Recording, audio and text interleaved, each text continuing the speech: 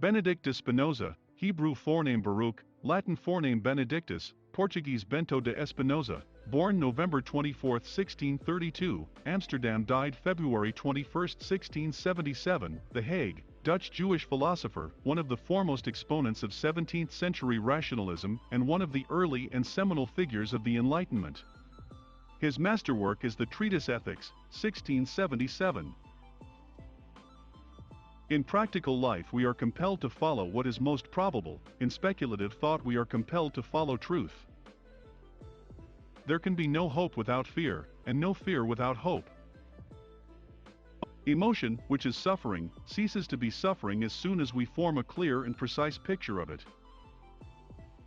In so far as the mind sees things in their eternal aspect, it participates in eternity. Be not astonished at new ideas, for it is well known to you that a thing does not therefore cease to be true because it is not accepted by many. Fame has also this great drawback, that if we pursue it, we must direct our lives so as to please the fancy of men. Peace is not the absence of war, it is a virtue, a state of mind, a disposition of benevolence, confidence, justice. The more clearly you understand yourself and your emotions, the more you become a lover of what is. Be not astonished at new ideas, for it is well known to you that a thing does not therefore cease to be true because it is not accepted by many. I do not know how to teach philosophy without becoming a disturber of the peace. The highest activity a human being can attain is learning for understanding, because to understand is to be free. Sin cannot be conceived in a natural state, but only in a civil state, where it is decreed by common consent what is good or bad. So long as a man imagines that he cannot do this or that, so long as he is determined not to do it, and consequently so long as it is impossible to him that he should do it. The greatest pride, or the greatest despondency, is the greatest ignorance of oneself. Sin cannot be conceived in a natural state, but only in a civil state, where it is decreed by common consent what is good or bad. If men were born free, they would, so long as they remained free, form no conception of good and evil.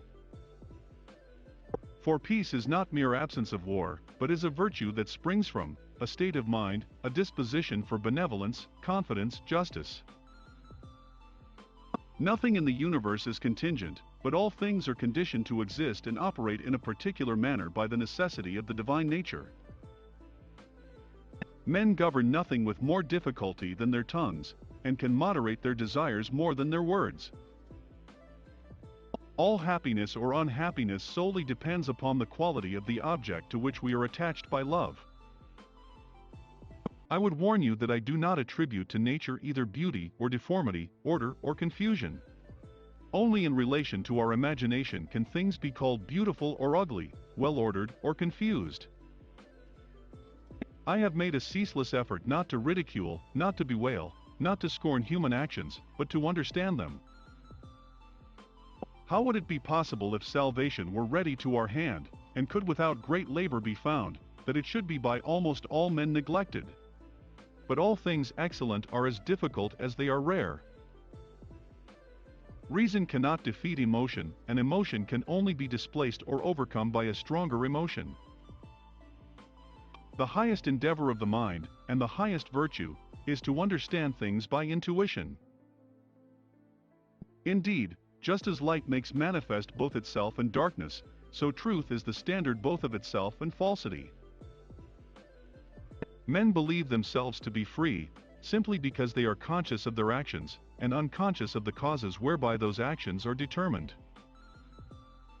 One and the same thing can at the same time be good, bad, and indifferent. Example, music is good to the melancholy, bad to those who mourn, and neither good nor bad to the deaf.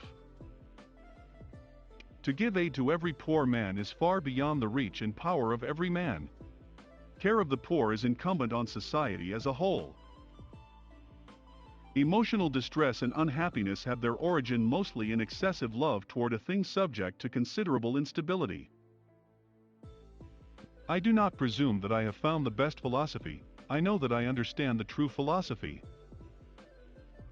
In so far as the mind sees things in their eternal aspect, it participates in eternity. People are quite incapable of distracting their minds from thinking of any other goods besides riches, honor, and sensual pleasure. None are more taken in by flattery than the proud, who wish to be the first and are not. Be not astonished at new ideas, for it is well known to you that a thing does not therefore cease to be true because it is not accepted by many,